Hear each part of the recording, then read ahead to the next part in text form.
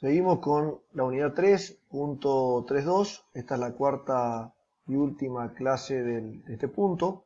Estamos hablando del equilibrio de oferta y demanda agregada en el corto y mediano plazo. Y como repaso vemos que la demanda agregada, aquí los precios son variables, es decir, existe movimiento en el nivel general de precios. Y vemos que la demanda agregada a una economía recoge los equilibrios del mercado de bienes y del mercado monetario, es decir, parte del esquema del modelo ISLM, y la curva de demanda agregada descendente. ¿Por qué? Porque al bajar los precios, permaneciendo constante la oferta monetaria nominal, esta baja de precios implica un aumento de la oferta monetaria real, y este aumento de la oferta monetaria real se entiende como una política expansiva porque baja la tasa de interés en el mercado monetario, y esto impacta en el mercado de bienes aumentando el nivel de inversión, y este aumento del nivel de inversión aumenta la demanda agregada, y este aumento de demanda termina aumentando el nivel de actividad económica. Por otro lado, la oferta agregada vemos que tiene un comportamiento ascendente. ¿Por qué? Básicamente porque cuando crece el nivel de producción de las empresas, hay presión sobre los precios porque crece la producción, crece la demanda de mano de obra, baja el desempleo, y esto genera aumento de salarios, y ese aumento de salario puede generar aumento de precios, de costos y de precios. Recordemos que siempre que no, el aumento de salario, cuando no aumenta la productividad de la empresa, si el aumento de salarios es producto de aumento de productividad de la empresa, no necesariamente tiene que provocar aumento de costos y de precios. Pero en el supuesto que estamos manejando, la curva de oferta agregada es ascendente por ese motivo. Recordemos que en los niveles de bajo nivel de producción, cerca del eje, y más alejado del nivel de pleno empleo, que lo podemos suponer en este nivel, la oferta agregada es más horizontal, porque la economía puede crecer sin generar inflación, y que se vuelve más con mayor pendiente cuando se acerca al nivel de ingreso de pleno empleo. Este gráfico nos permite obtener el equilibrio en este punto. No sabemos si este nivel de equilibrio es el de pleno empleo. Podemos suponer acá, para hacer un razonamiento interesante, que el nivel de pleno empleo está a la derecha del ingreso de equilibrio, y que esta economía se puede plantear el objetivo de tratar de crecer para acercarse al pleno empleo en el mediano plazo. ¿Cómo lo podría hacer? Desplazando la curva de demanda agregada con políticas expansivas fiscales o monetarias. No tengo posibilidad de hacer el gráfico, se extraña la pizarra por ahí de las clases presenciales, pero trato de mostrarlo acá con el punterito. Sería un desplazamiento de una curva de demanda a este nivel. Si la oferta agregada no se mueve, este aumento de demanda va a implicar aumento de precios, con riesgo de caer en un problema inflacionario. ¿Qué sería deseable? Que esta economía también desplace la oferta monetaria. Entonces, que la curva roja también tenga un desplazamiento paralelo a la curva de oferta agregada. Entonces, la oferta y la demanda agregada se pueden cruzar en un punto a la derecha de la actual, el nivel de producción, y más cerca del pleno empleo, sin que ello genere un efecto inflacionario.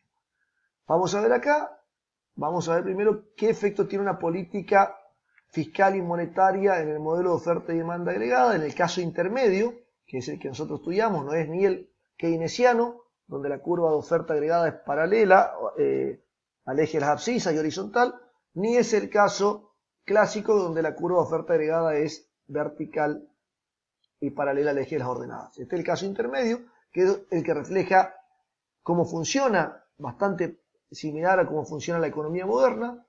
Y vemos que si hay políticas fiscales y monetarias expansivas que influyen sobre la demanda agregada, recordemos modelo ISLM, esto va a reflejarse como un desplazamiento de la curva de demanda agregada, de la curva gris a la curva azul, y esto va a cortar, la demanda agregada va a cortar a la oferta en un punto más a la derecha, pero también más arriba, por lo cual va a implicar un aumento del nivel de actividad económica, de I a I', y también un aumento de precio. ¿Qué hubiese pasado si en simultáneo la oferta agregada se desplaza de esta forma? Podría tener un mayor nivel de actividad económica aún con menor presión sobre los precios. Al revés pasa si la política es restrictiva. Si la política es restrictiva, tanto fiscal como monetaria, la curva de demanda agregada se desplaza hacia la izquierda, hacia este lado, bajando el nivel de actividad económica y bajando los precios. Vamos a ver ahora los dos extremos, el extremo clásico y el extremo keynesiano. El extremo clásico, la curva de oferta agregada es totalmente inelástica, paralela al eje de la ordenada, y lo que me está diciendo es la economía ya está trabajando en el pleno empleo, no puede ir más allá de ese nivel de pleno empleo, por lo cual todo aumento de demanda agregada es inflacionario. O sea, todo lo que aumenta la demanda agregada, todo el esfuerzo que puede hacer el gobierno en política fiscal y monetaria para reactivar la economía, lo único que hace, lo único que provoca es aumentar los precios. Pasa de P a P'. Con lo cual la política económica, fiscal y monetaria es totalmente ineficaz en el modelo clásico extremo. ¿Qué pasa con el caso totalmente keynesiano? Donde la curva de oferta agregada es totalmente elástica, horizontal, y en ese caso no se da lo que veíamos en el modelo ISLM cuando explicábamos estos dos modelos, no se da un efecto expulsión, sino que el aumento de demanda agregada no provoca efecto expulsión, por lo cual todo lo que aumenta la demanda agregada aumenta los precios, aumenta el ingreso y los precios permanecen constantes. No hay un efecto no deseado de la política fiscal y monetaria. Recordemos que este es un caso extremo, las economías no funcionan exactamente de esta forma, salvo en una etapa de altísima recesión. Cuando un país entró en un nivel de muy alta recesión, podemos decir que se ubica en este inicio y la curva de oferta agregada puede ser bastante horizontal. En ese caso, si la demanda agregada crece, si la demanda agregada impulsa crecimientos del nivel de actividad económica, esos crecimientos pueden ser sin generar ningún tipo de inflación o mínima inflación porque el nivel de desempleo es muy alto. Y recordemos y estudien un poco qué pasó a la salida de la convertibilidad en el año 2002-2003, cuando se empiezan a aplicar. En el 2002 la economía argentina cayó un 11,5% su PBI. Fue la recesión más importante vista en el siglo pasado, y en ese caso la economía empezó a crecer en el 2003, producto de políticas activas, políticas keynesianas aplicadas por el gobierno de Kirchner, de Duhalde primero y después de Kirchner, y la economía argentina creció del 2003 al 2008 durante 5 años seguidos a una tasa de entre el 7 y 8%. ¿Qué pasó en esa etapa? Pasó lo que estábamos diciendo. La oferta agregada no era del todo plana, pero estábamos en un nivel de recesión y de desempleo tan importante, producto de la salida de la convertibilidad, del programa de estabilidad que había implementado Menem y Cavallo, después el gobierno que duró muy poco de la Rúa, y después la caída de la Rúa. En todo ese contexto la crisis económica fue tan fuerte que generó niveles de desempleo cercanos al 50% y una capacidad ociosa de la industria muy alta. En ese contexto la economía argentina creció 5 años a tasas del 8% promedio sin generar mayor inflación. La inflación empezó a presentarse en el 2008-2009, que es algo que vamos a ver más adelante. Entonces, ¿qué conclusiones tenemos? Vamos a bajar un poco este cuadrito. Tenemos estas conclusiones. Este tema está muy bien desarrollado por el libro de Blanchard, Macroeconomía con aplicaciones a Latinoamérica. Me gustaría mostrarles porque lo tengo por acá. Ustedes tienen este libro, en el capítulo 7, tienen exactamente el mismo cuadrito que estoy mostrando yo, donde explica perfectamente el modelo oferta y demanda agregada y explica cuáles son las consecuencias de las políticas expansivas y de las políticas restrictivas sobre el modelo de oferta y demanda agregada. Le pedimos que repasen este libro, es importante que tengan un estudio sistemático a través del libro y no solo a través de los apuntes que por ahí ayudan, pero apuntes o las filminas, pero solo como guía, no pueden reemplazar el libro. Bueno, vamos a ver tres situaciones que plantea Oliver Blanchard. Una política monetaria expansiva, expansión monetaria. ¿Qué pasa en el corto plazo y qué pasa en el mediano plazo? En el corto plazo, esta política expansiva hace que suba la producción, que baje el nivel de tasa de interés, modelo ISLM, y que suban los precios en mayor o menor medida según en qué tramo de la curva de oferta agregada se encuentra. ¿Qué dice la teoría que a mediano plazo pasa? Cuando hay expansión monetaria, la teoría más clásica dice que puede ser que la producción en el mediano plazo no cambie y que termine ubicándose en el nivel que hubiese terminado por más que no se aplique esa expansión.